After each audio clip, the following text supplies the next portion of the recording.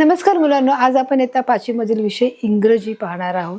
आज आपण एका नवीन कवितेला सुरुवात करणार आहोत मुलांनो. पण तत्पूर्वी मुलांना आपण पाहणार आहोत की जो आपला मागचा जो पाठ होता मुलांनो, जो 5.3 द गोल्डन टच जो होता, तर त्याच्यामध्ये आपण पाहिलं होतं की कशा प्रकारे जो गोल्डन टच एक सोनेरी स्पर्श आहे की जो त्या राजाला हवा होता आणि त्या राजाला मिळाल्यानंतर त्याच्या जीवनाचं चित्र कशा प्रकारे हे पालटलं आणि तेच मुलांनो ते वरदान मिळाल्यानंतर त्याला जे मुलांनो जी गोष्टीची अपेक्षा होती ती न होता त्याच्या जीवनामध्ये अधिक दुःख वाढलं आणि कशा प्रकारे पुन्हा ते गोल्डन टच होता तो पुन्हा त्याच्या आयुष्यातून निघून गेला आणि पुन्हा पहिल्यासारखं जीवन हे सुरू झालं.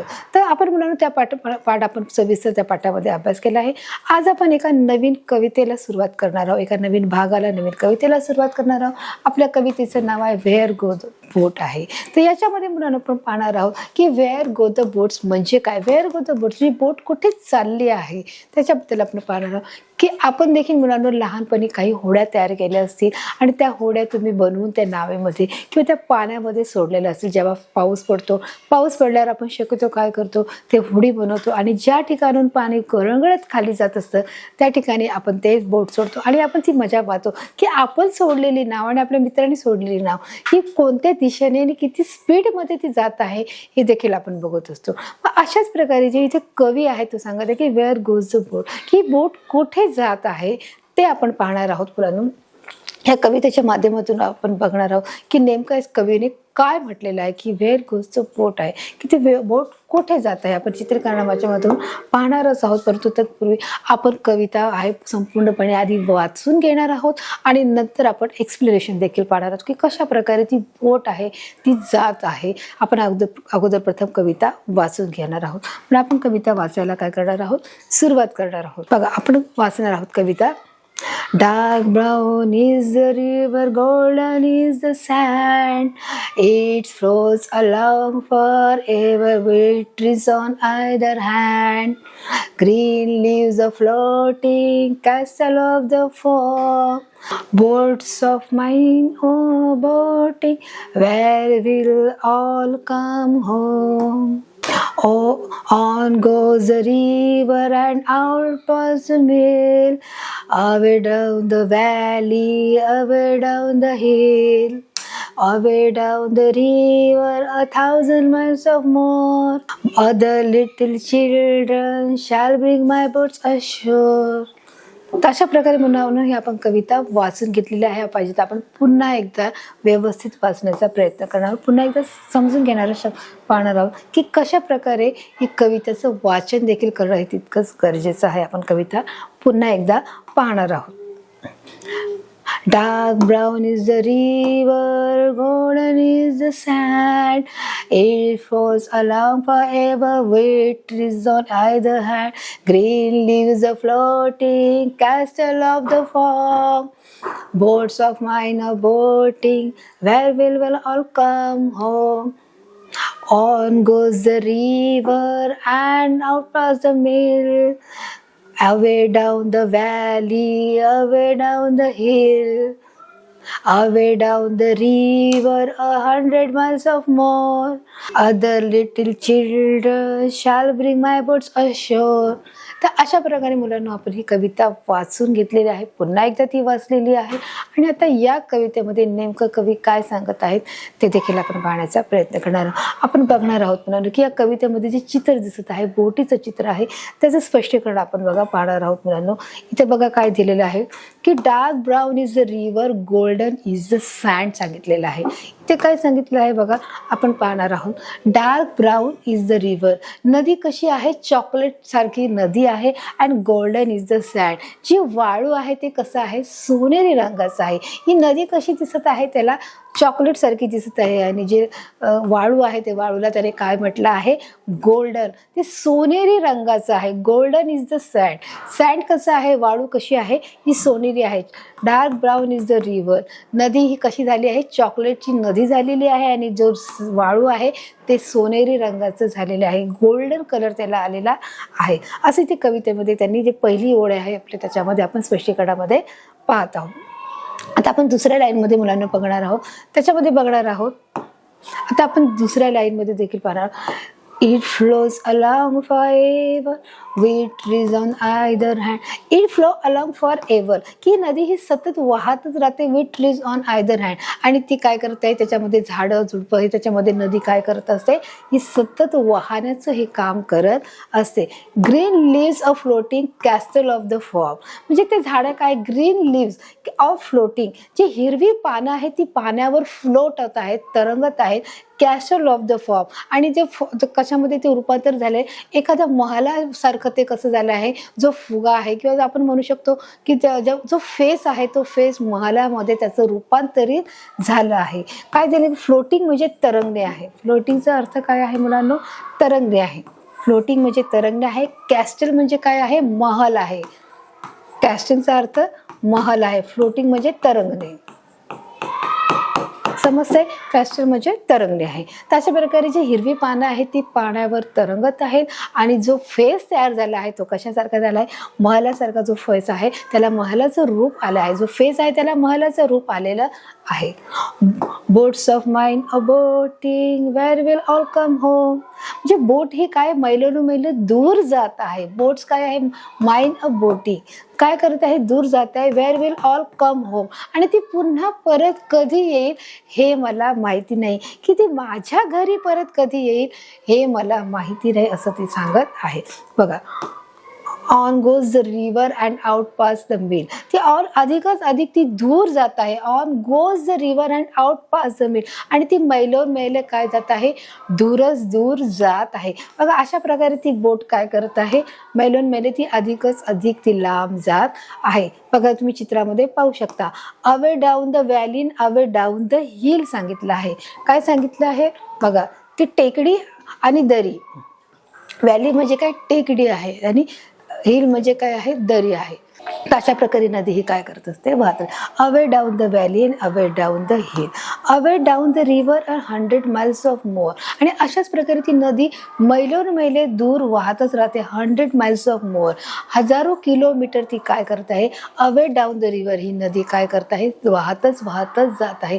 ती हजारो किलोमीटर नदी ही काय करत आहे, वाहत जाण्याचं ही काम करत आहे. Away down the river. बघा, आणि ते दिलं, other little children shall bring my boats ashore. आणि अशा प्रकारे ज्या छोट्या मुलं आहेत त्यांना त्या माझ्या नावा मिळतील आणि त्या काय करणार आहेत, त्या किनाऱ्यावरती आणणार आहे. की other little children shall bring my boats ashore. आणि अशा प्रकारे ते काय करणार आहे, की या सर्व ज्या मी नदीमध्ये नावा सोडलेल्या आहेत त्या नावा कुणाला मिळणार आहेत, या सर्व लहान मुलांना मिळणार आहेत. आणि त्या काय करणार आहेत, किनाऱ्यावर आणणार आहे. जसं आपले खरीखुरी नाव असते ती आपण नदीमध्ये सोडली, आपण तलावात समुद्रात सोडली आणि मग काम झाल्यानंतर पुन्हा ते आपण काय करतो, किनाऱ्यावर आणतो. त्याचप्रमाणे मी अशा कितीतरी ज्या नावा सोडलेल्या आहेत, जसं इथे बघा सांगतो की boats of mine boating where will all comes home. All म्हणजे काय, सर्व. की मी ज्या सर्व नावा सोडलेल्या आहेत त्या मला पुन्हा कधी मिळतील, की त्या पुन्हा घरी कधी येतील.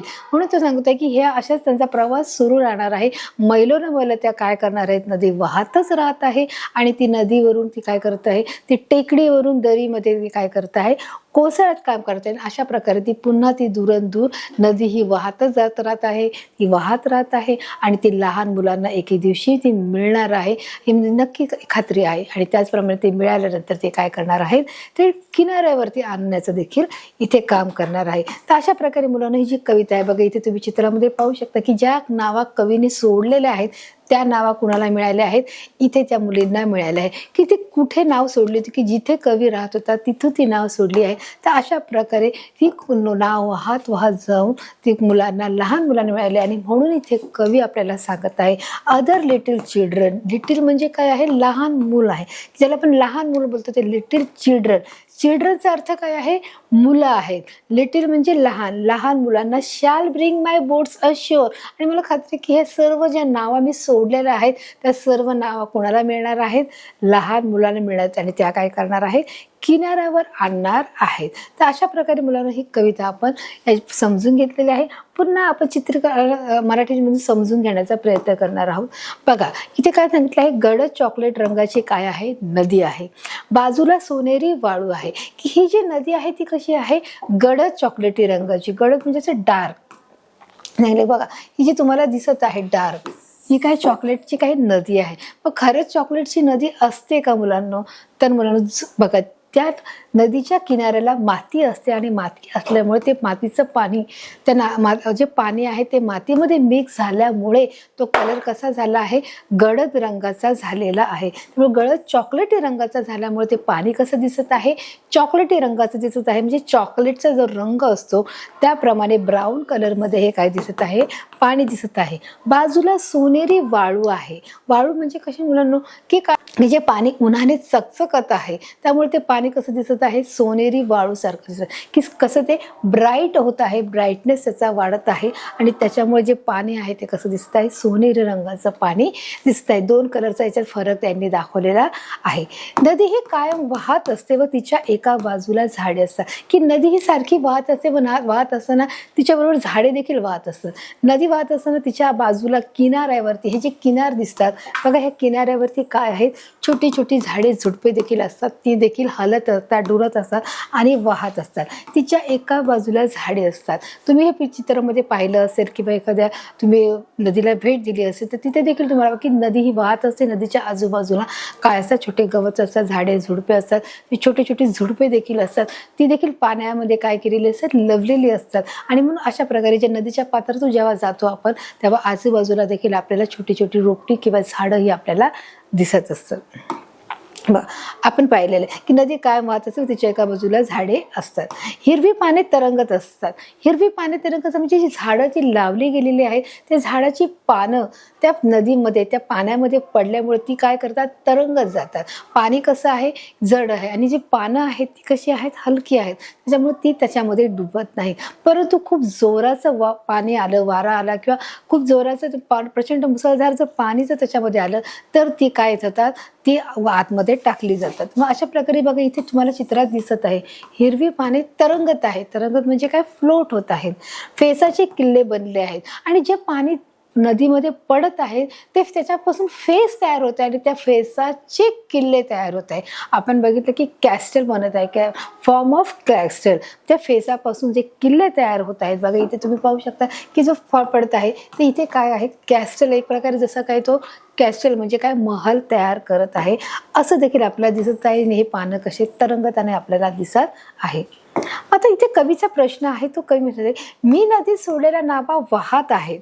तो काय म्हणतो की मी ज्या नावा तयार केल्या आहेत की मला वाटत आहेत माझी बोट या नदीमध्ये गेली पाहिजे. मी नदीत सोडलेल्या नावा वाहत आहेत, त्या कशा करत आहेत, वाहत आहेत.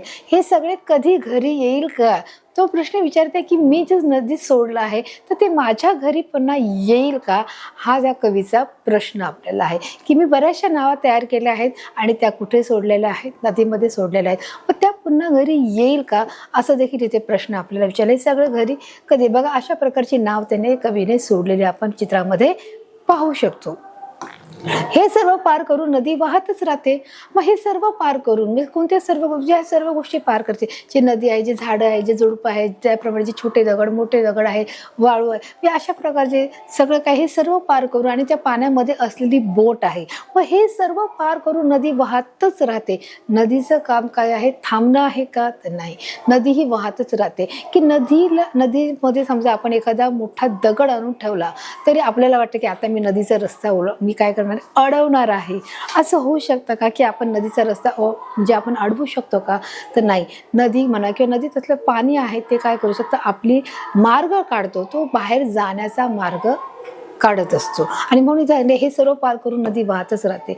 टेकडीवरून वाहत येऊन ती नदीत खाली कोसळते किंवा खाली जाते. ती टेकडीवरून येते, टेकडीवरून म्हणजे जे डोंगर माथ्यावरून ती येते आणि ती दरीमध्ये खाली कोसळली जाते. मग आपण त्याला काय बोलतो मुलांनो, आपण बोलतो की धबधबा बोलतो, की अरे किती सुंदर दृश्य आहे, ते देखील आपण पाहत असतो.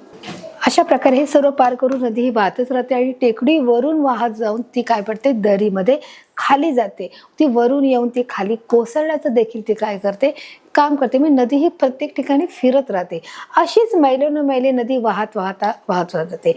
मैलोन मैले म्हणजे त्याचा काही अंत नाही की ती काय करत राहते, सतत जातच राहते. म्हणून दिले अशीच मैलोन मैले नदी वाहता वाहता दुसऱ्या लहान मुलांना मी सोडलेल्या नावा मिळतील. मग अशाच प्रकारे नदी वाहत वाहत जाते, मैलोन मैलो ती वाहत जाते. आणि जेव्हा मी ज्या नावा सोडलेल्या आहेत त्या नदीमध्ये त्या कुणाला मिळणार आहेत, त्या सगळ्या नावा कुणाला मिळणार आहेत, लहान मुलांना मी सोडलेल्या नावा मिळणार आहेत. म्हणजे ते कुठेतरी मी या एका म्हणजे मी समजा या बाजूला ज्या नावा सोडल्या आहेत त्या दुसऱ्याच्या टोकाला ज्या दुसऱ्या किनाऱ्यावरती त्या नावा आहेत त्या कुणाला मिळणार आहेत, सर्व लहान मुलांना ह्या नावा मिळणार आहे, सोडलेल्या नावा ह्या मिळणार आहेत. आणि म्हणून इथे कवी सांगत आहे की मी ज्या सोडल्या नावा पुन्हा घरी येतील का, तर नाही येणार. कारण ह्या मैलोन मैला अशाच नदी काय करते, ती वाहत जात असते, ती पुन्हा बॅक येत नाही, ती मागे येत नाही, तर ती पुढे जाण्याचं काम करते. आणि पुढे जाण्याचं काम करत असल्यामुळे ती पुन्हा मागे येणार नाही. त्याच्यामुळे मी या किनाऱ्यावर सोडलेल्या नावा त्या किनाऱ्यावरती तिथल्या मुलांना मिळणार आहेत, असं इथे कवी सांगत आहे. आणि म्हणून अशीच मैलोन मैला नदी वाहत असते आणि त्या दुसऱ्या लहान मुलांना मी केलेल्या नावा किंवा मी सोडलेल्या नावा ह्या मिळणारच आहे, असं देखील इथे कवी आपल्याला सांगत आहे. आणि ते त्यांना किनाऱ्यावर आणतील. जसं मी तुम्हाला मगाशी सांगितलं की ज्या आपण नावा बोटी आपण सोडलेल्या आहेत समुद्रामध्ये किंवा आपण नदीमध्ये तलावामध्ये, त्या नावा आपण काय करतो, पुन्हा आपण किनाऱ्यावर देखील आणत असतो. आपण ते समुद्रामध्येच ठेवतो का, आपण मध्येच ठेवतो का, तर नाही, आपण त्या परत काय करतो, किनाऱ्यावर आणण्याचा प्रयत्न करतो. आणि मग ह्या सर्व नावा आहेत त्या कोणाला मिळणार आहेत, त्या सर्व लहान मुलांना त्या सर्व नावा मिळणार आहेत. तर अशा प्रकारे या कवितेमधून वेअर गो द बोट, की बोट कुठे जात आहे हे आपण पाहिलंय. की नदी कशा प्रकारे ही वाहत जात आहे. ती नदीतून, नाल्यातून, त्याप्रमाणे दरीतून, दरीमधून देखील ती काय जात आहे, टेकडीवरून, दरीवरून ती जात आहे.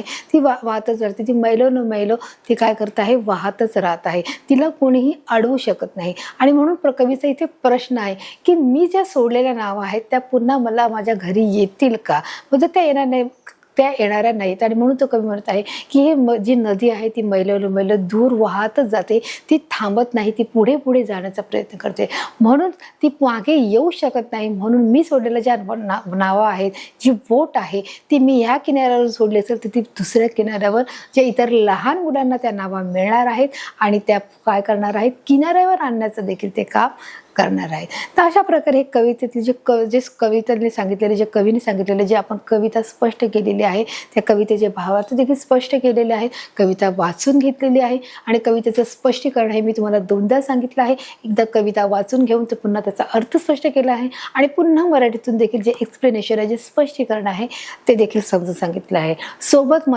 सोबत आपण शिकवत असताना जे कठीण शब्द आले होते ते देखील आपण मुलांना पाहिलेले आहेत. आता पुन्हा काही जे नवीन शब्द आहेत का ते देखील आपण मुलांना या कवितेच्या माध्यमातून पाहणार आहोत. बघा इथे काय दिलं आहे, फ्लोटिंग. फ्लोटिंग म्हणजे अफोर्ड, म्हणजे काय, तरंगणे. एखादी वस्तू केव्हा तरंगते मुलांना, की जेव्हा ती वस्तू ज्या गोष्टीमध्ये टाकली आहे, समजा आपण पाणी घेतलं, पाण्यामध्ये आपण बऱ्याचशा गोष्टी टाकल्या, मग कोणत्या गोष्टी तरंगणार आहेत, ज्या गोष्टी हलक्या आहेत त्या तरंगत आहेत. आणि म्हणून त्या तरंगणाऱ्या गोष्टीला आपण काय बोलणार आहोत, फ्लोट बोलणार आहोत. समजा आपण पाण्यात टाकलो, आपण पडलो, तर आपण तरंगणार आहोत का, नाही. तर आपल्या पाण्याचं तापमान आणि आपल्या शरीराचं तापमान म्हणजे वजन आहे ते कसं आहे, आपलं जास्त आहे, त्याच्यामुळे आपण पाण्यात तरंगू शकत नाही. पण तेच आपण एक कबूतर आपण पीस घेतला, तो आपण पाण्यात टाकला तर तो काय होऊ शकतो, तरंगू शकतो. एक पेपरचा तुकडा घेतला तो किंवा कागद घेतला, तो आपण पाण्यात टाकला तर तो काय होत आहे, तरंगत आहे. म्हणजे त्याचा अर्थ काय, तो कसा आहे, हलका असल्यामुळे तो काय होत आहे, फ्लोट होत आहे. दुसरं आहे कॅस्टल. कॅस्टल म्हणजे काय, महल आहे, किल्ले आहे, राजगडे आहे, की आपण बोलू शकतो की तो बनवण्याचं काम करत आहे. की वरून जे पाणी पडत आहे त्या पाण्याचा पडण्याचा जो फेस तयार झाला आहे, त्या फेसला कसला आकार आहे, त्याला किल्ल्याचा किंवा एक महलचा आकार आलेला आहे. आणि म्हणून कॅस्टल म्हणजे काय आहे, एक महल म्हणू शकतो, किल्ला म्हणू शकतो. त्याचप्रमाणे आपण राजगडे देखील म्हणू शकतो, राजवाडे देखील म्हणू शकतो. फॉर्म म्हणजे काय आहे, फेस आहे. फेस कसला आहे, की जे पाणी वरून पडत आहे त्या पाण्याचा फेस तयार झाला आहे, म्हणून त्याला आपण काय बोलत आहोत, फॉर्म बोलत आहोत. फॉर्म. अश्योर म्हणजे काय, की किनाऱ्यावरती, की ज्या बोटी सोडलेल्या आहेत त्या कशा आणायच्या आहेत, आपल्याला किनाऱ्यावरच ठेवायच्या आहेत का, तर नाही, ते आपल्याला पुन्हा कुठे आणायचे आहेत, किनाऱ्यावरती आणायचे आहे. किनाऱ्याला आणणारे म्हणून आपण त्याला काय बोलणार आहोत, अश्योर असे बोलणार आहोत.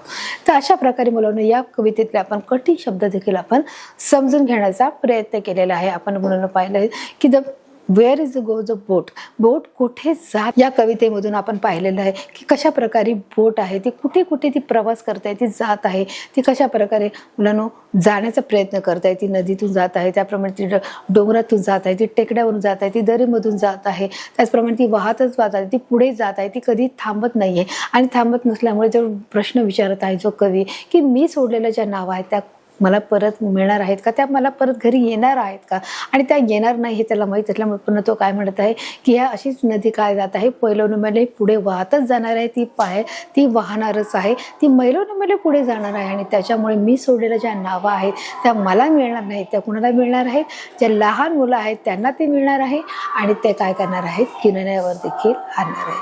तर अशा प्रकारे मुलांना आपण ही कविता समजून घेतलेली आहे. मी तुम्हाला सोप्या भाषेत समजवलेली आहे. त्याचे कठीण अर्थ, कठीण शब्द, जे काही मिनिंग वर्ड्स आहेत ते देखील मी तुम्हाला स्पष्ट करून सांगितलेलं आहे. कवितेचा भावार्थ देखील मी तुम्हाला सोप्या भाषेत समजला आहे आणि तुम्हाला समजला आहे, मला पूर्ण खात्री आहे. भेटूया एका पुन्हा भागामध्ये, पुन्हा नवीन विषयामध्ये. तोपर्यंत धन्यवाद.